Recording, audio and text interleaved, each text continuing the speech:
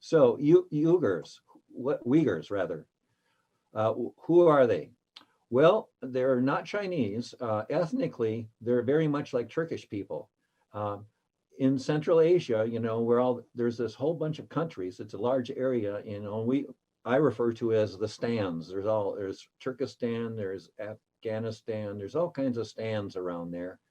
And what the people are is, they're the original inhabitants of Central Asia, and culturally, they're very close to the people that are in Turkey. And what do I have next? So staying on that first slide for a second, the slide on the left is a slide that shows the location of about 460 camps. And the story is that there are these concentration camps in Xinjiang. I can't say it right now for some reason. This area, this East Turkmenistan area. Xinjiang province. What's that? Xinjiang province. Yeah, thank you. Every time you're going to have to say it.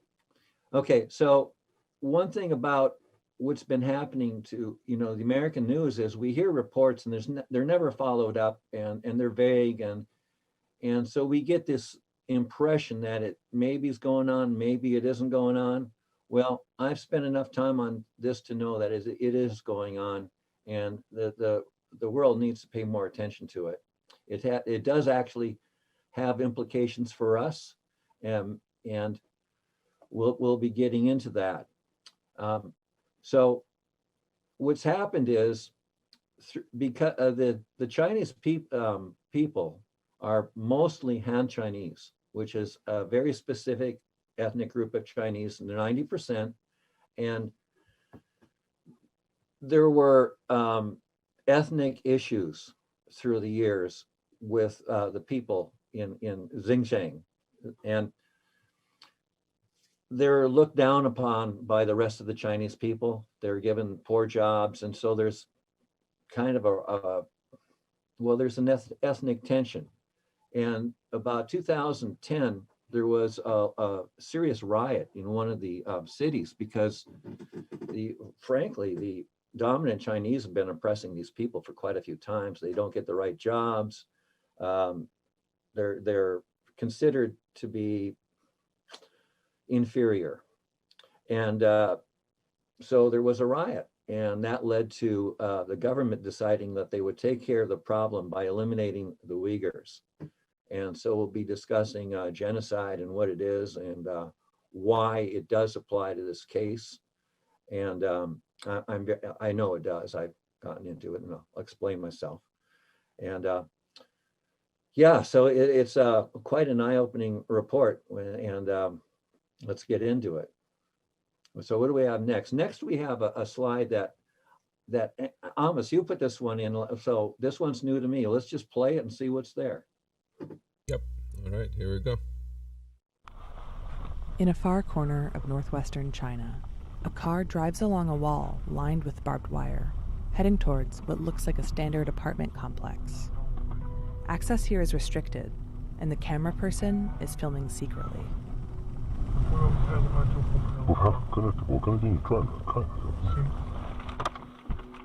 Because this is no ordinary residence. It's part of a contentious labor resettlement program run by the Chinese government to extend state control over Muslim minorities, mostly Uyghurs, by moving them from one part of China to work in another.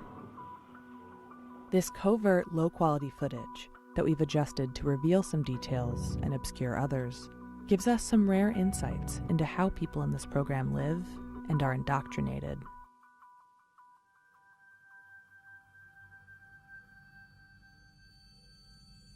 Over the last few years, the mass incarceration of more than 1 million Uyghurs and Kazakhs by the Chinese government has led to international outrage. These labor programs are part of that larger story. Let's take a closer look at the compound we showed you at the beginning.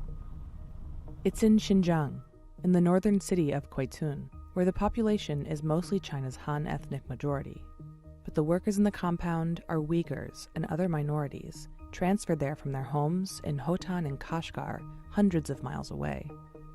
At the Kwaitun complex, there are multiple dormitories. We see that right around the time the transfer started in 2017, a security checkpoint and another building, a cafeteria, were built at the site. The camera person is now shooting inside of the cafeteria.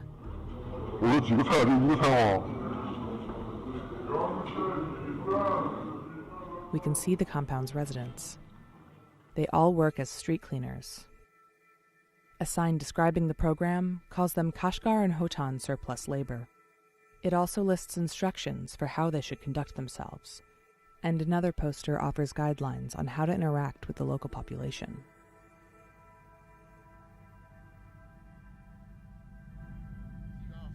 This program, and others like it, have led to the relocation of hundreds of thousands of Uighurs away from their homes and families. But government propaganda openly promotes these as poverty alleviation initiatives. 促进喀什和田地区城乡富余劳动力转移就业，增加城乡富余劳动力收入，体现了党中央、习近平总书记和自治区党委政府对喀什和田地区各族群众的关心关怀。What's at stake here is about more than just putting people into labor programs. The bigger goal is to turn Uighurs and other ethnic minorities away from their own heritage to be more in line with the rest of communist China. Back at the compound, the rules strictly limit when and where the workers can go. We hear about this as a camera person meets residents in the sleeping quarters. 那你像你们这个晚上，比如说你不在食堂吃饭，你可以出去吃饭吗？中午，中午吃可以。不是，我说你来了1年了，你回去过没有？看过孩子没有？孩子没有。This man was pressured to come here a year earlier, leaving his family, a wife and young child, behind. His life here includes mandatory Mandarin classes in the evenings. And despite the government's claim that they are lifting these workers out of poverty, he says he's only making a third of what he did back home. 你这个每个月发多少钱呢2000。像你没来之前，你在家里面收入多少钱啊？去年的200一天。Yarkand County is the home he left behind. For Uighurs in towns like these, the future is becoming increasingly uncertain. Because the decision whether to stay or go is often no longer in their hands. Interesting. Well, Yeah, I won't say that's a bad report. I won't say it's a good one, Amos. You know, I've watched a lot of reports on this stuff, and a lot of them spend a lot of time, too much time, trying to make everybody happy. That report gave the impression that things were somewhat voluntary, like this man chose to go to this camp. No, these people are being arrested. Families are being broken up. A organized plan to eliminate the Uighurs as a national identity is well underway. And let's go on to the next slide, because I will say that clip does dovetail nicely with everything else we're going to do here.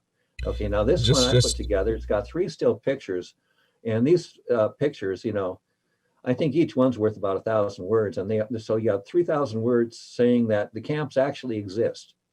And then up in the right is a very short clip that just is off the front of a report that Anderson Cooper made. And I did some things to this clip, and I'm not pleased with what Anderson Cooper did. It looks like a really good report. When I first saw it, you know, I thought, oh, interesting, very good. And then I realized it was actually pretty insidious. So let's play it, and then I'll explain myself why I think so. Before we continue, I just want to... What's that? Keith, before we continue, I just wanted to check. Joyce, welcome, but is our volume any better? You guys hear us? Please indicate in the chat so we know that the volume level is okay. Regarding that video, oddly enough, since you've put together the presentation, the videos that you've included have been removed which I found very strange. But well, try it again, because last time I tried to play it, it worked. Milquetoast. Toward ethnic Uyghur Muslims Right. has split up thousands of families. The U.S. and other countries have labeled China's treatment of Uyghurs as genocide. Milquetoast. China denies the human rights abuse allegations, claiming their actions are justified to combat religious extremism and prevent terrorism. Okay, they're justified? No. right. Yeah, it's not justified at all. And what Anderson did there, it's for what it is, it's a good report. They identified two families and they showed that they were being broken up. But they did pick two families that you would have a little bit of issue on, not with the people in the families, but one family was a couple that had two children. They were being PhD students and they were studying abroad in Turkey. And so, then they're harassed by the government. And then a report can be made about, oh, this is just some kind of bureaucratic malfeasance and so on, because, obviously, we may not agree with what the Chinese are doing, but they're just being concerned about the security and, these people are out of the country and so on. And the other family they reported, they picked a family with 6 children. Now, 6 children in China, I don't care how you cut that cheese, we all know that something weird's going on. And so it turned out, and then during the report, it turns out that this family escapes because a woman's going to be given an abortion, and they leave 4 children in China with relatives. And so you find in the report, they're really not bad people because some circumstances made this happen maybe, but it gives you a bad taste. And so you're left with a confusion of, well, is China doing this in some justified way or not? And no, they're not. Well, what they're doing is they're displacing this people by, the Han Chinese totally outnumber all their minorities. So what they've been doing is they've been moving, basically doing what the Israelis do in their settlements. They move in and they make the area into their own ethnic universe, and then the people that are displaced can figure out, maybe do they have fast food in China? I don't know what they do for after they're displaced, but it's not right. So now this next one, well, let's play this and see what I've got in this one.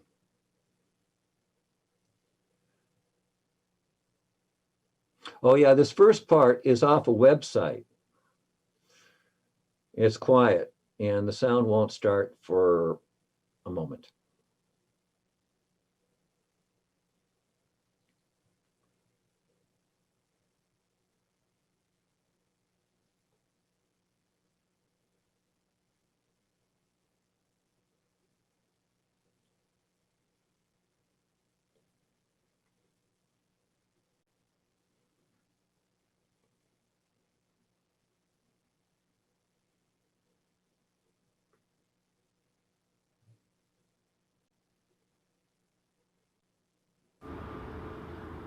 Xinjiang makes mountains of cotton, 1/5 of the world's total.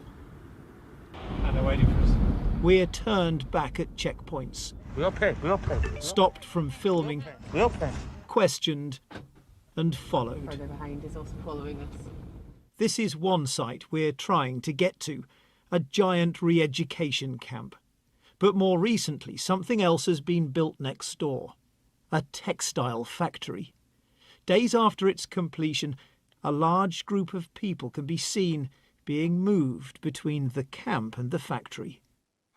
Wow, and this is the factory here. It's extraordinary. From the ground, it's clear the factory and accommodation blocks are all now one single site, plastered with Communist Party slogans.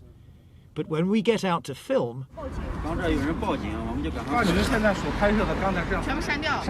are entitled to film in public anywhere in China. China says these places are simply about creating jobs. But everywhere we go, There's this extraordinary effort to stop us documenting any of it. in Xinjiang, a whole culture is under suspicion. More than 1 million Uyghurs and other traditionally Muslim minorities are thought to have been swept into the camps, viewed by China as potential Islamist separatists. But each year, more than 2 million others are being gathered for something else. Giant new factories and textile mills, hundreds of them, where they face strict controls and political indoctrination. The first thing our workers have to learn is to love the Communist Party, this factory boss says. But now the BBC has seen evidence that shows Uyghurs are also being sent en masse into the cotton fields. One day my family will disappear from this world. Mahmoud, not his real name, left Xinjiang 3 years ago, but his family still lives there.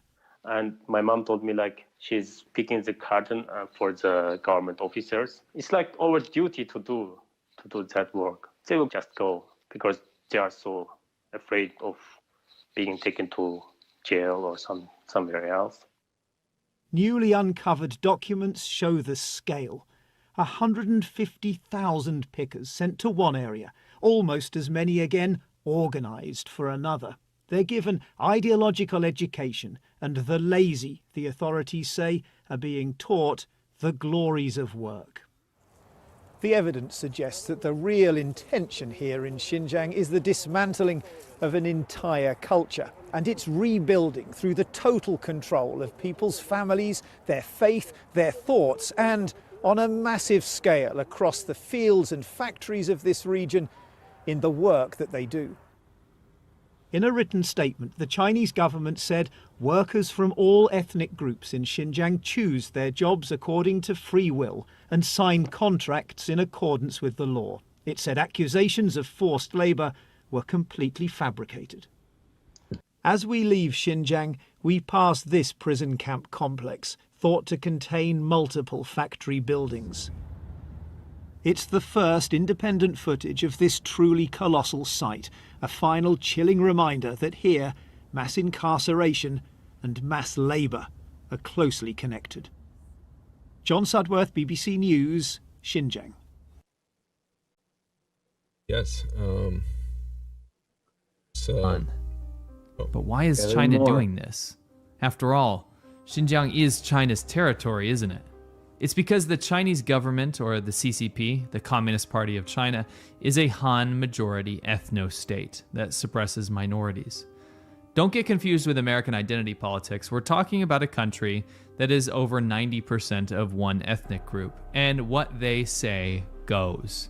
They can try to pretend like there's 56 dancing, happy ethnic minorities, but in fact they're nothing more than a novelty for Han Chinese entertainment. China likes to keep up a facade of naming certain provinces autonomous regions, but what that actually means is that those regions are in fact so not autonomous that they're under twice as much, if not more, surveillance than a normal Han population province. You see, the Chinese government doesn't like when cultures are different to the majority Han culture, so they oppress different people groups with the utmost brutality. It truly baffles me that people that adhere to principles of socialism or look at China as a shining example of a beacon of socialism would actually celebrate China's treatment of minorities. If you're the kind of person who believes in equality for everyone, you shouldn't look at China as the example of a successful country. It's a racist, brutal ethno-state. The Uyghur people in Western China happen to be the most different from what you'd consider a normal Chinese person. What with their own culture, language, and religion. So China feels the need to restrain them in every way possible. It's a modern-day genocide in 2021, and China's getting away with it. China has the tightest control over this area of the country than any place in the entire world. It's very similar to North Korean surveillance, but with much more money and much more technology. We don't have the thousands of refugees that we see from other countries because China is not Syria. It can keep people's mouths shut, monitor them, and keep them inside of the borders of China, and then corrals them into concentration camps if there's any suspicion of them breaking the rules. And what are the rules? Pretty much just existing. Yes, there's tribunals. Yes, it's in the media. But what can we actually do to stop China? It seems like most people actually want to just keep buying cheap crap on Amazon. Some people read a sad headline and then they move on and go about their day. And that's the way the world works. But you have to understand that these people in Xinjiang, they have no options left. There's no platform for their voices. China censors everything. It's already bad enough to be a Chinese citizen behind the Great Firewall of China and to be blocked from the rest of the internet, but especially if you're a Uyghur person in Xinjiang. You see, it's a crime of second-degree terrorism simply for a Uyghur to use a VPN to post something on the internet. Yeah, it's something to mention about this whole thing is first that they're the first country that have used state-of-the-art data technology and digital technology to surveil, to spy on such a population. You drive in a car, there's a mandatory placement of a dashboard cam, but the dashboard cam is not pointed outwards, it's pointed towards the passengers, and everything is recorded and everything can be inspected or looked at any particular time. You don't know when they're watching you or not. There's cameras on the street that are like every 50 meters in some cases. They really have a strong big data operation that surveils huge amounts of data every second to sift through and find anybody who's even used a Muslim greeting or anything like that. As to what you said about that article, whether that made it look like it's voluntary. Well, in some cases, and I don't know if that's something that also changed with time or changes in time, but in some cases people were given an offer that they couldn't refuse. So they're voluntarily picking between going to a re-education camp so that their families don't suffer more, or that they don't lose all their income ability and starve to death. So it's not really much of an option. It's just kind of horrifying, and yeah, it just really is upsetting, and the fact that the world is not at the point where we can even fully have this addressed. There's no strong political will to tackle China because of their increasing amount of influence in the world, their economic power, in their political influence in various parts of the world. So it's just very sad for this population to be under such siege and not be able to have any voice or anything in their for their protection. Yes. You know, in this last video, actually, what I did was I edited a BBC report, condensed it, put it in there, and then I put another one, and on that slide I listed the sources. One of them is a former English teacher, Lohai, and that was the second report. And I basically agreed with everything he said, so I put that one in there. And I started out that video with, it looked like a boring slideshow, and it's quiet. And what that is, that's a website, was listed on the top of that slide, that, you go there and it's a website dedicated to the Uyghur issues. And on that website was a short video that's well worth watching, and it is on a separate slide all by itself. I think this one may be it. Oh yes, I think you got it up there, Amos. So let's play that one next, and then we'll want to probably go back to the divided families ones and do that one. So start that one up.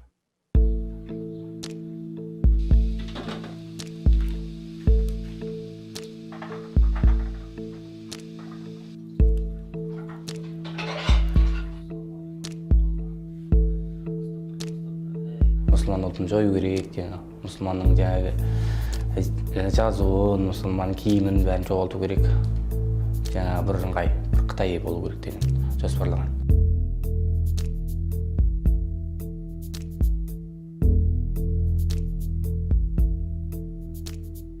The Chinese government has long treated the Turkic Muslim population of Xinjiang with disdain and hostility. It considers their distinct identity, their religion, their culture, their language, as evidence of political disloyalty, of separatism. And since the new party secretary Chen Chuanguo came to power in the region 2 years ago, the authorities have stepped up their Strike Hard campaign, which is designed on paper to eradicate terrorist threats, but in reality is being used to justify massive abuses across the region, including the establishment of political education camps in which people are forced to swear their loyalty to the party and the government. Сосын мемлекеттің маузудың жырларын, сосын Шинжипиннің мың жасауын, жалпы Қытай халқының өмір тарихын жырлауды ғой сол. There may be up to 1 million people being held in these camps, and it doesn't seem to matter that there's no legal basis for arbitrarily detaining people and forcing them to go through this kind of re-education. Барлық үйден бәріне түрмеге кіргізіп ешқандай себепсіз алып кеткен. Ешқандай көрмедім де, не бір дауысын естімедім. Сонымен ол аз деп өнің қойын, мына 13 жастағы қызымды да саяси үйренуге кіргізіп кетіпті. Our recent research shows that life inside the political education camps and life in Xinjiang in general are actually not so very different. Бірақ бізде дінді қыса бастады. Хижаб таққандарды, мындай оранғандарды шетінен ұстай бастады. Қазақ тілін өтпейтіндіктен ұрпағым Қытай тілінде жаңағыдай өтетіндіктен кейін келешегі ұрпақтарымыз Қытай болып кетпеу үшін келді. A number of scholars and journalists have described Xinjiang today as being the contemporary police state.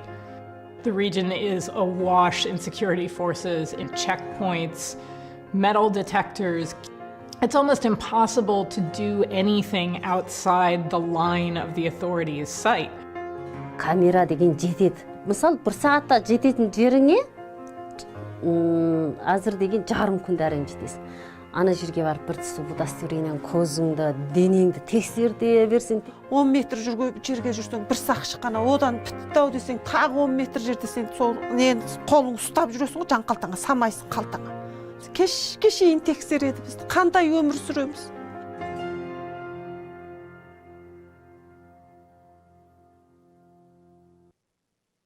Yes, that's a good video.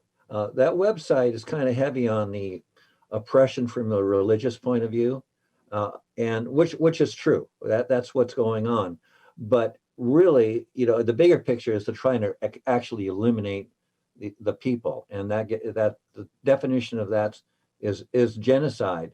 But before we get much further into those questions, let's go to slide 27. We'll watch that one because this one's going to get more into the personal aspect of the breaking up of families and what's going on. And we've mentioned the security state there, and I'll jump ahead a little bit and just mention my impression is that it's not very professional. They're using all the tools of surveillance, all the tools of technology. They're using algorithms, which are not good algorithms. It's a bunch of amateurs playing with very powerful toys, and it's bureaucratized. So horrible things have to be happening. You've got 1 to 3 million people. Nobody's really clear about how many people, but the number is massive. And so let's watch this. The particular, you see this woman up. You'll see her in the video. Very good. She's not acting, but she's. If she was an actress, she would be doing a very good job. So let's watch this one. It's very sad. Oops. Although they've cracked down and censored these emoji videos because the Chinese government doesn't want these to get out to the general public. The Chinese government doesn't want people to know what is happening in this very last-ditch attempt effort to try to get some information out there, to try to get the world to pay attention. These women put it all on the line. And despite them being censored for doing so, that hasn't stopped new trends from happening, which is now where women are just crying in front of photos of men in their lives that have been taken away, whether it be their fathers or uncles, brothers, relatives. People that they love have been removed and put into camps. This is desperation. These Uighur women have no platform, no voice, no opportunity to share actually what happened because of China's brutal authoritarian regime and the surveillance state it's created. So all they can do is show you their tears in front of their lost loved ones. It's absolutely heartbreaking to see these kind of messages in a bottle, so to speak, going out there only to fall mostly on deaf ears. It's the least we can do to try to spread their message and give them a little bit of hope that maybe at some point things will get better and the Chinese government will be brought to justice. Yeah, disguising their resentment as something else so that they can get it out there. It's right. profoundly There's sad. two methods that were on that video. One was the women, get in front of a picture and do a green screen thing like we're doing right now to show that their husband is not with them. And the other thing, which was too small for people to see, but it's in, this is a clip from a much larger video. And what they do is they send out emojis and they tell their life stories with these emojis. Like they'll show, the heart and a couple. So they fall in love, they get married, then they show a child, then they show the child taken away. And so they're able to show the heartbreak of their life story through these emojis. And one emoji I found particularly disturbing was a woman at the end shows it's the smiling face with sunglasses that we all know. And what that means is, well, I'll kind of make a little story myself, just so you get clear what this means. A Han Chinese official sees a young Uighur company. He finds the wife very attractive. So he sends the husband off to a work camp. And then he moves himself into the wife's house. And that's what that emoji means. That a government official has taken the place of the husband in the family. One thing about, not covered in any of this, but there were other, in other videos I watched and so on, there is a sexual exploitation in all this. So, the Uighur women are being used, and the power that the dominant Chinese have over them allows, rampant abuse. You don't get, how many hundreds of thousands of people are involved in this? They're not all angels. So you just imagine, you've got the entire spectrum from just violation of civil rights and being forced to be slave labor to, horrible things that probably make you wish you weren't alive. So that's what's going on there. And so we'll go on to 29 now. And 29 is, this book has not yet been released. And over on the right, we'll play a short segment of it when I'm finished talking about what it is. And it's a very long, and the clip we're going to watch isn't very long, but I watched the whole thing. There is a bookstore in Washington, D.C. called Poetry and Prose, and they do a lot of really good author interviews where people go in and they sit down in chairs and they listen to an author talk about his book, and then the whole thing's videoed, and I watch them here and there. And I'm going to read this to you right now. This is what I'm going to read. You can see it on your screen. And this promotes his book. I thought it did a very good job though, so I'll read it. Blocked from facts and truth, under constant surveillance, Surrounded by a hostile alien police force, Xinjiang's Uighur population has become cursed, oppressed, outcast. Most citizens cannot discern between enemy and friend. Social trust has been destroyed systematically. Friends betray each other, bosses snitch on employees, teachers expose their students, and children turn on their parents. Everyone is dependent on a government that nonetheless treats them with suspicion and contempt. Welcome to the perfect police state.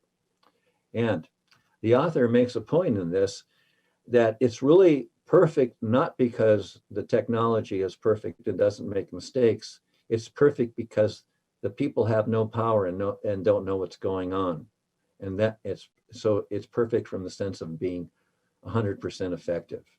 So yeah, so the technology that's going on over there and the way the people are being watched, it's something like right out of Minority Report. Some of these algorithms that are being used, well, I don't know if we'll see.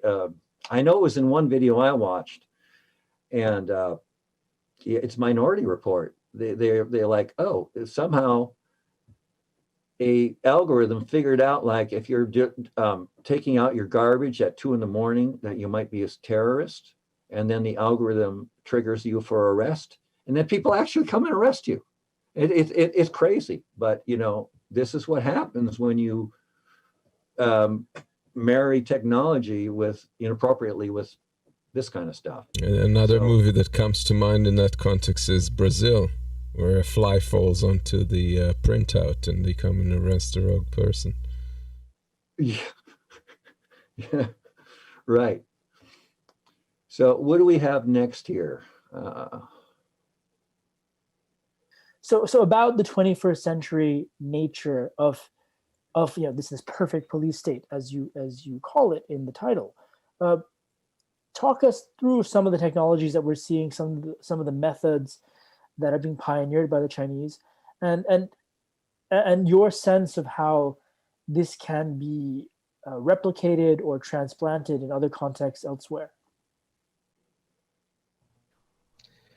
So one of the, I guess, oddly terrifying things about the Chinese tactics in Xinjiang and nationwide, actually, is that in 2005 China started its surveillance. So it started its surveillance.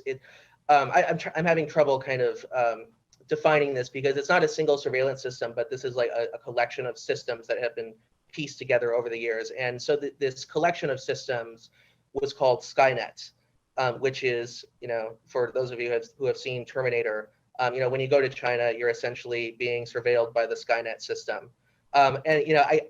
Obviously, I don't think there was a Chinese bureaucrat somewhere who was a Terminator fan and thought, hey, this is a great idea. Let's name our surveillance system Skynet and, repress the Uighurs with that. There's a Chinese context to that name that goes kind of deep, and I don't need to get into it here. But the irony of that name is just that it just defines just this foreboding, this like menacing foreboding sense of how the surveillance system works. One of the Uighurs who was very well informed, someone who I actually interviewed, one of the only people who I actually could talk to in Xinjiang in 2017 as these crackdowns were happening. I had a very, very worldly, well-informed assistant who told me about how what's happening in Xinjiang is it's a panopticon. And a panopticon, this is an idea that was created by the British philosopher Jeremy Bentham, and it also has many echoes in George Orwell and a lot of these sci-fi dystopian novels from the past 50 years. And so the panopticon is this prison system in which it's a circular prison, and in the outer circle there are all the cells, and all the people in the prison are in their cells that go in the circle, and in the center of the circle, looking outwards at all the cells, is a guard post, a sentry post, but it's constructed in a way so that like nobody can actually see the guard. And what it does psychologically to people is that it makes them fear that they are constantly being watched, but they don't know when or where or how. I mean, you just don't know, like, is the guard standing at your side of this circle and looking at you directly? Does he have a, does he have a telescope? Does he, is he like holding up, some kind of audio device to listen in on your conversations with your fellow cellmates? Like, you just have no idea what is happening behind the veil. And it could even be no one's there. I mean, it could just be it could be a Wizard of Oz scenario where there's just this, there's some pretender just, dozing off who's not the real deal, who doesn't really care about surveillance. But that still terrifies people because they're so uncertain about whether or not they're being watched at any given moment. So this is the essence and nature of the Skynet system of China.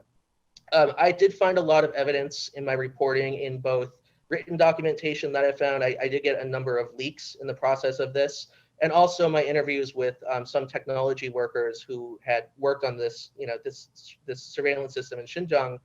They told me that actually behind the veil, the system was not all that sophisticated, that actually they didn't totally understand how it worked. They were using crude algorithms.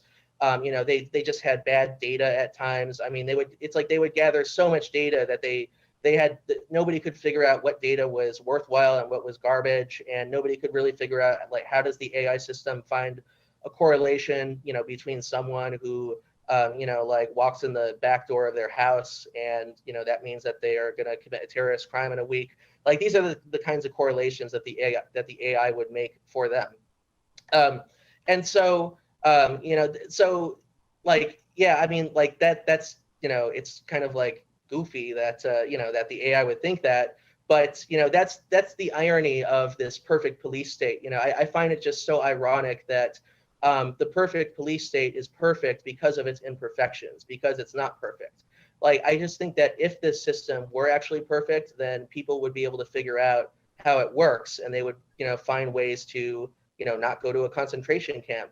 But the nature of the Chinese system is that it's like this Kafka, bureaucracy overload, where it's just, everyone is a potential terrorist, just arrest arbitrarily, send people to camps arbitrarily. And it terrifies people, and it terrifies them into snitching on other people, making up stories, get your neighbor sent to the camp so you're not sent. You'll be more trustworthy that way. So it's like, it's a system that consumes itself, and, it's consumed a lot of Uyghur society in the process. So that's really, that's how I would define the core of the Chinese strategy in this region. Yeah. Yeah, so that's the aspect to it that really matters to us is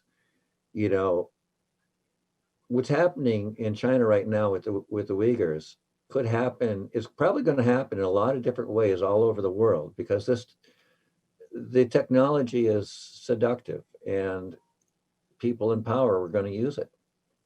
Anyway, and one other thing before we go on is we saw the video about the cotton being picked and the textile being made, and one issue is this cotton shirt. It may have been made by slave labor. I don't know, and that's something else that's affecting us directly, because these people are being used. This is slavery. There's no other way to put it. Now, okay, moving on. The word genocide has come up. Now, Anderson Cooper, in his Milquetoast report, he said some governments have described this as genocide, and a lot of other weak reports question whether or not it's a genocide or not. And so I looked up the definition, and more importantly, I thought about it too. And I realized that, okay, what do I have here? Let's see. Let me see what slide I'm on. Okay. Yeah, this slide, we pretty much know where this slide was taken. That's obviously black and white. That's obviously from a Nazi camp. And this matches pretty much what we think of genocide is. And, there are others. Let's go to the next slide. And there are other reports, similar situations where, there's lots of mass death and a lot of killing. And so we think that's what genocide is. But that's not what genocide is. These things are a genocide, yes, but genocide is the deliberate, you're deliberately erasing people.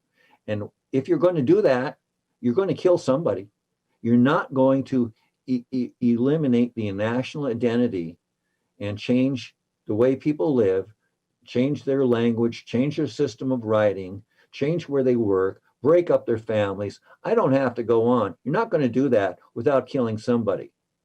So whether or not the definition of killing belongs in the definition of genocide is really kind of a moot point. You can't have one without the other. So the question is how much, and in determining how much, if it's there, it's genocide. So that kind Keith, of answers the question. Yeah. So Keith, basically the destruction of the Native American or Aborigines basically was a genocide, not because people were killed. Of course they were killed, but because they eliminated this ethnicity in terms of existence, national existence. You know, Amos, it's funny you should say that, because halfway into this report, a bell went off in my head, and I realized that part of the reasons Americans may have a lot of trouble understanding what's going on in Wuhan is because of what we'll see on the next slide. And this just came to me. You know, you've got a native population, and you've got a civilization meeting it, and that winds up in displacing the people. So we have our Native Americans. They met civilization, you know, go west, young man, on the old west trains, and that led to you know, the cities. But one thing that is really important that this slide brings out is the displacement, because by settling, China is very deliberately settling enough Han Chinese in the area so that the Uighurs will become a minority in their own land, where they're not a minority, you know, or they weren't a few years ago. I think they are now. So, you know, there's very definite parallels to, I think, the American story between the Chinese story, you know. So let's move on to the next one. But before we do, I just wanted to note that while watching and reading about it, it struck me how much it reminded me of things that were going on with the Holocaust, and I'm not comparing like the scale of the murder or anything like that. What I'm alluding to is things like the sights of these people being like ushered with their packages on their backs to the camp, like them having this thing on their chest, a big ribbon thing, like kind of like identifying them as ethnic Uighurs, which reminds me of the yellow star, and stuff like that. It basically there's so much parallel. The fact that they often staged, the Chinese media often stages these shows of how the local population is happy, and they're like, all they're doing in these re-education camps are learning how to dance and stuff like that, and they're staging these shows for the media to show that everything's okay. Just as Theresienstadt was, as a concentration camp, was assembled purely for propaganda purposes, and then disassembled and all its people sent to death camps. So it's so reminiscent. There's so much similar tactics that it's eerie and really frightening. Yeah, you know, comparing it to the Nazi situation, I think that the strong parallel there is the slave labor, where you've got factories, dormitories, and ikma free, work will set you free, and that's very much what's going on in China, is the slave labor. And again, we don't know if our clothes were made by slave labor or not. Yeah, so bringing up the history again, is there was a riot in about 2009, and it was a very violent riot. About 100 people were killed. It was, the Uighurs had just had enough, and they erupted. And so that led to a huge crackdown and executions. And again, there's a parallel to American history. And this one actually has a personal kind of story here. I have to get my notes up so I can read it. Okay. Yeah, the execution of, okay, you have an unrest and then you put it down violently and you execute the people to make sure they don't do this again. And this has happened in American history. And okay, I'll just get into it. I don't know how to start, so I'll just start talking. Originally, I'm from Minnesota. So my mother's family, actually, they were pioneers. And like one ancestor was like the first woman born in this particular county. So go way back in the city. And a grandfather of my grandfather on my mother's side had come out somewhere from the East Coast with 4 other people to pick out a place to build a lumber mill. And so he did that. Then he came out and he is doing his farming thing, is connected somehow with this family business that's going on. There were brothers involved and so on. There, my mother's maiden name was the same as the town where this mill was. Anyway, so I have this grandfather of a grandfather, and he used to, when he first went out to Minnesota, he was trapping along the river. And what he would do is he would always leave some game for the Indians because he knew they were being starved to death. He did not approve of this. This story came through my grandmother and my mother to me, and he got along with the Indians, and he let them hunt on his land, which a lot of the other settlers wouldn't do at all. And so he had a good relations with the locals. And this Indian war, the Dakota Indian War, broke out, and the story goes, some of his friends from town had to actually go and physically remove him from his settlement, his homestead, because he figured he got along with the Indians well enough that he'd be safe. And it's a good thing that they took him to town, because nobody was safe. It was massive violence everywhere, and the only way to survive it was to be in the town. So that's kind of a personal history of an American story. And it's kind of off topic, but we could play the video. I really put it up because I wanted to get a picture of the execution of the 38 Dakota Indians that were executed. It was just before an actual picture probably could have been taken. Maybe there's one that is in existence. I don't know. But it just shows, it just documents the execution. It's pretty short. We can watch it and return to our topic. Yep. Oh, we have to watch that one on YouTube because it's age restricted.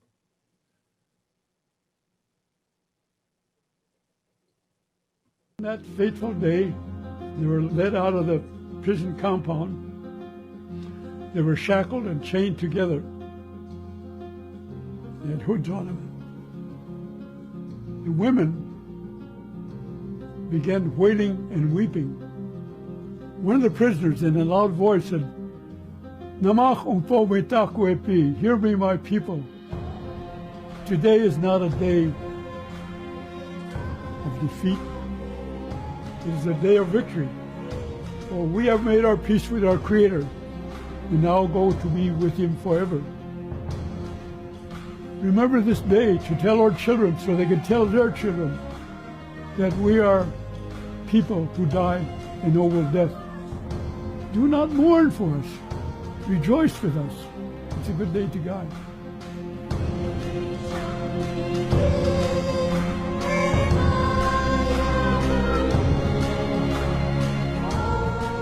And then he lifted up his voice and began singing.